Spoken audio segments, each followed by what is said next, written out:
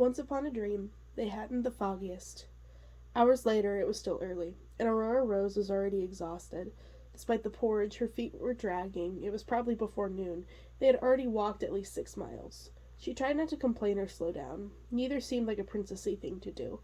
Instead of burning off entirely, the morning mist had risen and thinned out and now covered the sky loosely, like thousands of baby spiders leaving trails of silk behind them. The sunlight, so bright and yellow before, was sickly gray. The air was damp and chilly. She kept her eyes on the ground to prevent tripping.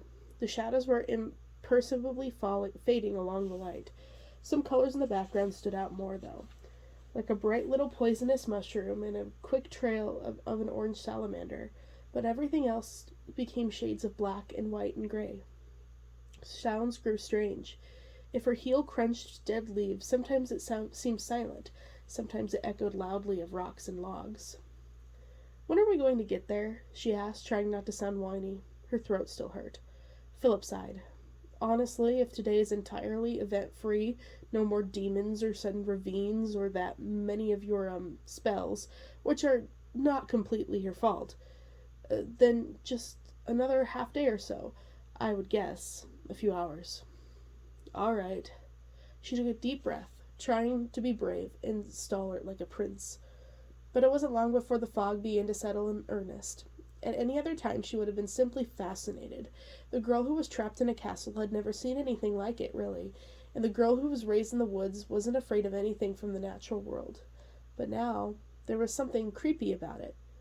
They passed through the thick patches of gray clouds, whose colony droplets were so large she could almost make out each individual one. Water seeped out of everything like magic. She saw a bead of dew appear and pull itself together into the tip of a pine branch like a living thing.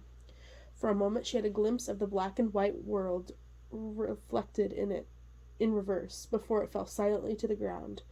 The fog found its way through her clothes, which became heavy and damp, and then hot and freezing, and itchy as her legs and body moved beneath them. A few times it was so hard to see that they almost stepped off the path. Philip let out an unprincely oath as he twisted his ankle on an exposed root. The land began to slope downhill, and the fog poured down beside them, rolling like a slow-moving liquid. Tendrils shot out before the rest of the clouds, as if feeling out the way. It curled and ripped around obstacles like trees and stones. The princess began to be genuinely frightened. "Here," Philip said, stopping. "You look miserable. Take my cape. It'll keep the worst of the damp off." She turned to argue with him, wondered if he would think less of her if she reached for his hand, but fog quickly filled the space between them. The prince's body already seemed to fade and dissolve into gray as he took off his cape and swirled it. The fog flowed along, blanketing him completely. "Not cold at all. The burbly—" His words sounded strange and distant. "Philip?" she called out uncertainly. "Right here." He sounded odd, like the words died inches from his mouth, like the mist stopped them and they fell to the ground. "Hang on, Whatever he said was muffled. "Philip?" She walked several feet to where she thought he was. There was nothing but a wall of swirling white. "Philip?" She spun around. The fog made little trails behind her, skirts and hair. Finally there was a muffled response, a little exasperated sounding.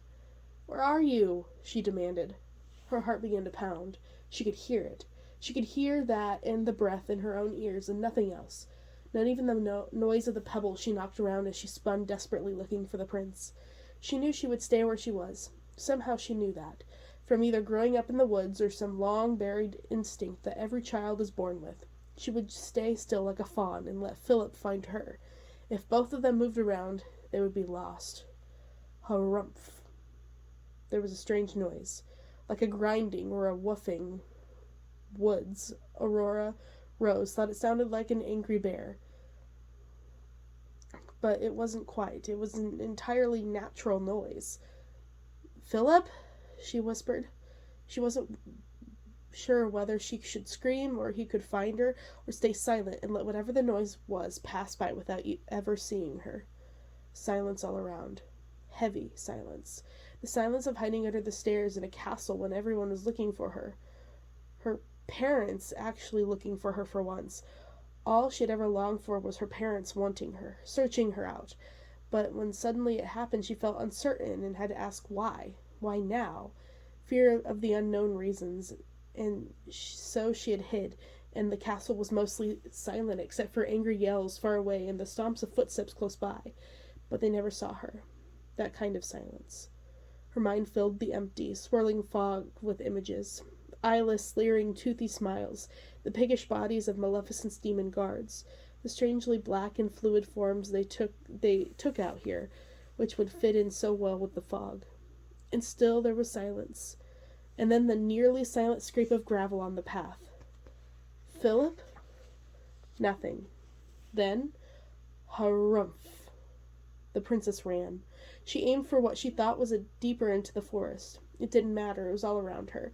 She would feel safer under the trees. Things didn't look for princesses, for people under trees, right? She looked behind her. White streaked with gray to mark where she had come from, like a sticky shadow. She looked ahead. It too was black and white, and thunk! She smashed her head into a thick and spiky branch of a dead pine. An offensive, white-hot pain exploded from her forehead. She reeled backward, hitting her back on another tree.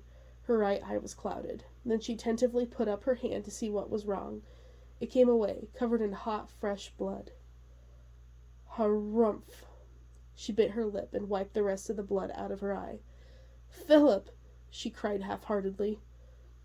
This was like nightmares she used to have when she was very little, of being pulled away from her aunts, separated from them forever. She watched the clouds twirl and swirl in front of her. Something was making them move. Something was making them slide and bubble, like foam on top of a pot being boiled clean. She saw the smile first. The black, toothless smile, wide and wider and then impossibly wide, 2 yellow eyes above it opening into existence, and long, unlikely skinny black arms rising up to reach around and drag her in. She screamed. A long, piercing, terrible scream that never made it past her lips. Her mouth was open, and she felt her throat working and her lungs lose her breath, but no noise came out. Utter silence, despite how hard she screamed. No one would ever hear. The thing smiled even wider. Aurora stumbled backwards, hands out to either side, feeling for trees. There was nothing she could do. She couldn't run blindly deeper into the woods. She didn't have Philip or even her own voice. She had nothing. And then the last tiny part of her that was still Aurora rose, angry and rightfully terrified, remembered it was her dream. She could have anything she wanted if she knew what she wanted. A sword appeared in her right hand. Without looking, she knew it was the exact replica of Philip's. There would probably be a nick in its left edge. The demon swayed sickeningly from one side to another, like a snake trying to decide which way to pounce. Aurora Rose screamed again and gave herself strength, but again nothing came out. The thing suddenly rushed at her, inhumanly fast, with no warning. She raised her sword, in complete silence. Aurora rose, slowly bringing her arm down, her blade on the monster. The thing twisting in surprise, spiraling around and around, turning its long neck and body back to regard her full on. Her trying to scream for Philip again, unable to make her lips shape the words, rocks on her mouth, gripping her sword more tightly. The demon dipping easily around her tack, encircling her calmly, 2, 3, 4 times as long as she thought it was. While she was trying to fight its front half, its endless tail forming coils about her legs. Bringing her sword down again on the flesh closest to her, sinking it all the way through with strange, unlikely sound. And suddenly there was light, and speed, and noise again. The demon screeched and howled and whipped its forked tail around. The princess swung her sword again, trying not to lose her advantage by staring at where she had sliced the thing in half, the flat, raw wound and white and black ichor that issued from it. Its tail kept wiggling in its own while its head and body squirmed and drifted through the mist. Sunlight slashed through the fog, and suddenly her scream turned on, hoarse and ragged and horrible, and everything was bright and painful. When her sword connected this time, it made a ringing metallic noise, as if it had crashed against something equally metal and dangerous. "Rose!" Philip cried out as he saw her raise the sword again. It was his sword she had struck. It was his body she was aiming for. The fog had thinned some, and she could see his confused, defensive stance. "You almost struck me," he started to say, then noticed the piece of demon on the ground that twisted and sprayed viscous black blood from where she had hacked it off. "But where—" he started. The other half of the demon flung itself out of the fog at the prince's face. Philip immediately deflected the attack, hitting it from the side. Before she could even think about it, Aurora Rose raised her sword and hacked it at the thing again. While her blow didn't cut cleanly through this time, it did injure it, causing it to scrabble and scream on the ground, grinding its head into the dirt. Philip took careful aim and stabbed the demon in the throat. The two watched, heaving as the thing hissed and died. Philip shakily ran his hands through his hair. It was unclear if he was recovered from the brief fight, the surprise attack, or Aurora Rose's almost killing him by accident.